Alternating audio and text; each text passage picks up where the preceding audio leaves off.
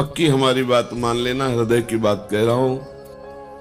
और कोई नहीं इनके जैसा कृपालु, बहुत कृपालु दरबार मिल गया, श्री जी के चरणों का आश्रय मिल गया। अब ये चूक मत करना, पक्का समझ लीजिए, इस जगत में गुणी का आदर है, अवगुणी को कोई नहीं स्वीकार करता। इस संसार में लायक को पूजा जाता है, नालायक को ठोकर लगाई जाती है।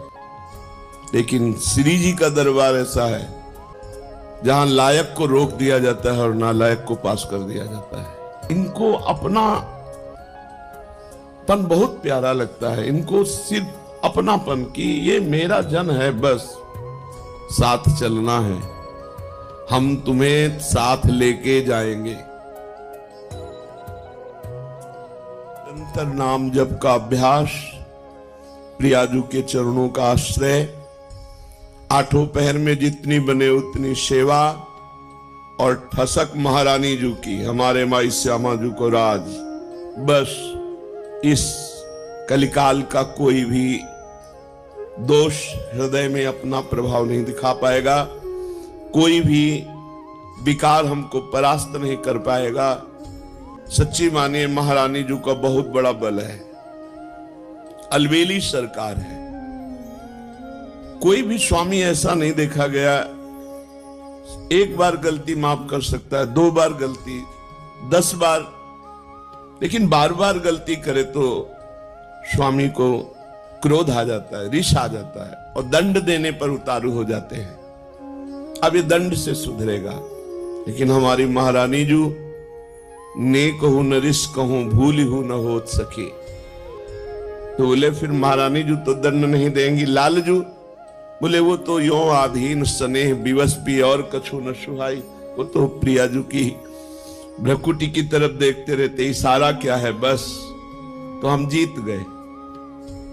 हमारे अवगुण, हमारे दुर्गुण अब हमको प्रभु से दूर नहीं कर पाएंगे, क्योंकि हमसे गलती हो सकती है, पर हमारे स्वामी को रिस नहीं आती, नाराज नहीं होती।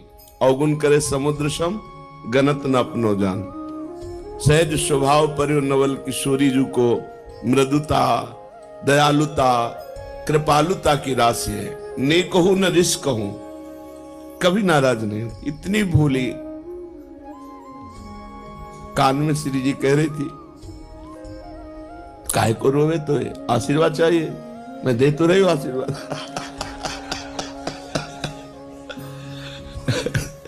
काहे को रोवे, तो काहे को, क्या आशीर्वाद चाहिए, बोल, मैं दे तो रही हूं। तो लालजी ने कहा हम भी दे रहे ना। दोनों बोले थे ना, वो कहते हम भी दे रहे ला। करुणा समुद्र श्री प्रभु यही है, ये वृंदावन उनका घर है, उनका महल है। हम लोगों को उन्होंने घसीटा है अपनी कृपा से। अब इतना घसीट के छोड़ देंगे क्या? नहीं नहीं, विश्वास करो, ऐसे ही गोद में खिलाना है, ऐसे ही दुलार करना है, यहां भी और शरीर छूटने के बाद भी। ये मन में आ जाना चाहिए, हमें श्री जी के पास जाना है। हमारे जीवन में एक उत्साह आ जाना, जिसे हम किसी अपने प्रियजन के घर जाना हो तो कैसा उत्साह रहता है। मुझे अमुक के जिनसे प्रेम है तो हमारा मन होता है ना कि हम उनके पास जाए। जैसे परदेश गया हुआ आदमी अपने घर में जाने के लिए कैसे तत्पर रहता है, ऐसे हमको दिन में कितनी बार याद आता है कि हमें प्रियाजू के पास जाना है, हमें अपने स्वामी जी के पास जाना है, हमें वृंदावन जाना है। बोले वृंदावन रहे तो अभी हम देख नहीं पा रहे ना, हमें वृंदावन जाना है, हमें प्रियाजू से मिलना है।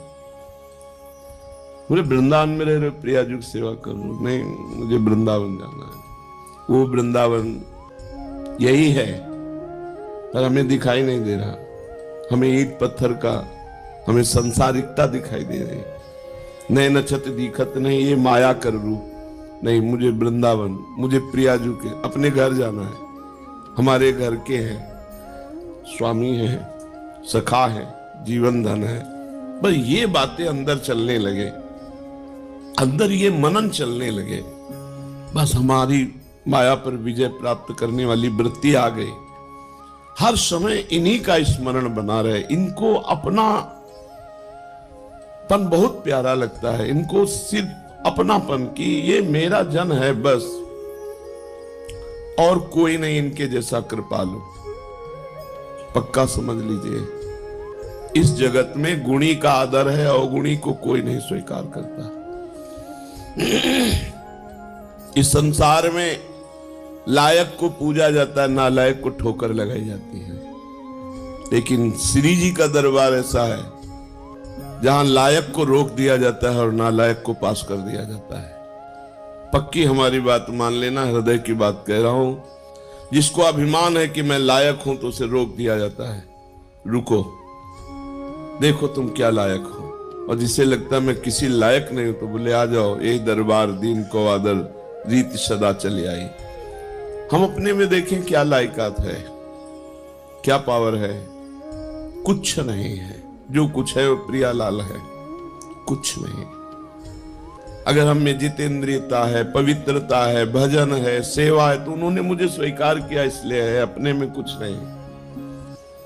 बस मस्त रहना सीखो। अपने घर जाना है, अपनी प्रियाजू से मिलना है। अब इस बार चूक नहीं होनी, अनंत जन्मों से भटकता रहा, अब नहीं चूक होनी। अब घर जाना है। जैसे घर जाना है तो फिर जिस घर में रहते होते उसमें राग नहीं होता है, क्योंकि वो परदेश है, परदेशी दूसरे के मकान पे राग नहीं करता। ये सब राग करने लायक नहीं। हमें अपने घर जाना है, श्री जी के पास जाना है।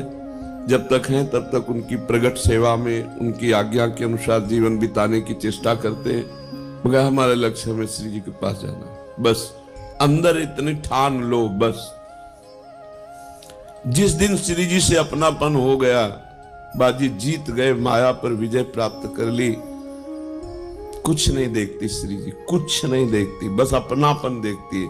और हम श्री जी को अपनापन नहीं दे पाते, बस इतनी बात है।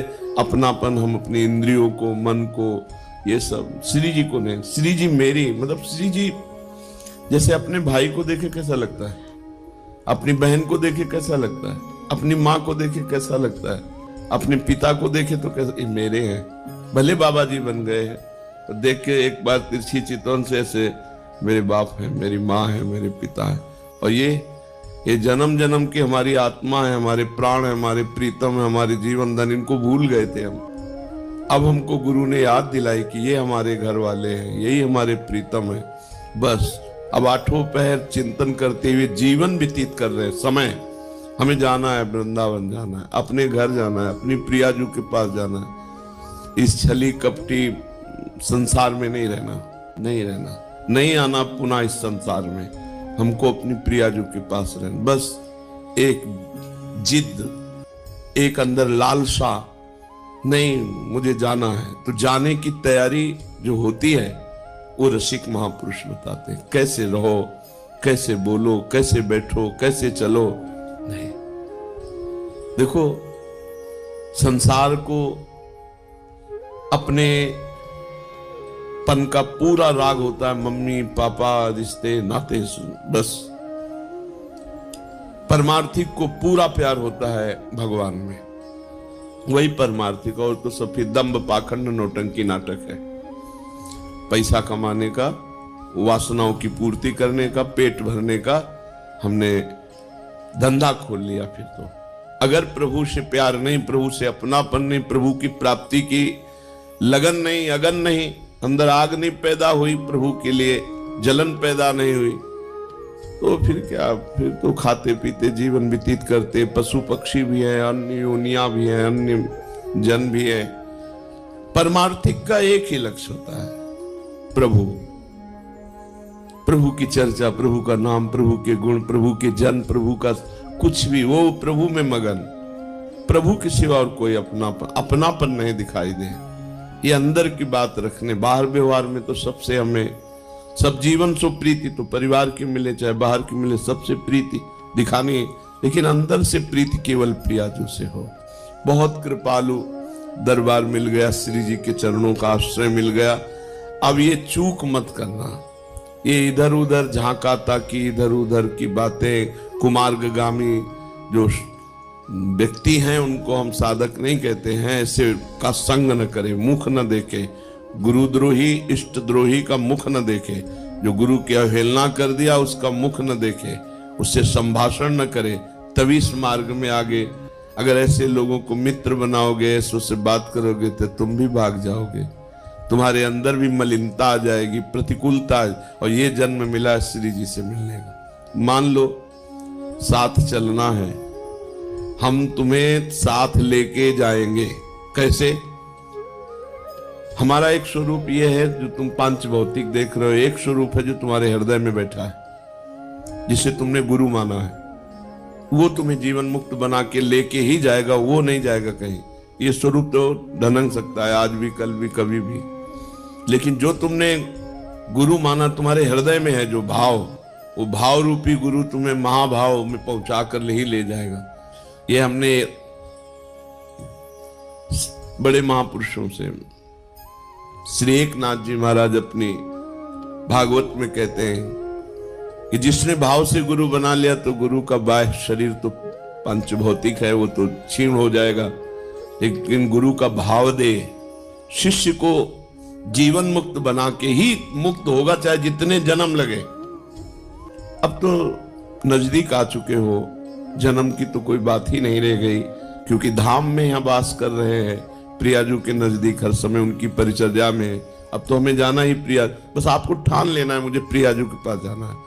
और ये जहां ठाना तो आपके पास माया अपने ऑफर भेजने लगेगी, ये भोग भोग लो, ये मकान ले लो, ये ले लो, ये ले लो, बस नष्ट हो गए आप। ये माया है, सब कुछ करा सकती है, लेकिन प्रियाजू नहीं दिला सकती। उसके लिए सब कुछ छोड़ा है। त्यक्त्वा स्वजन बांधवाहा, अब नहीं, अब प्रियाजू चाहिए।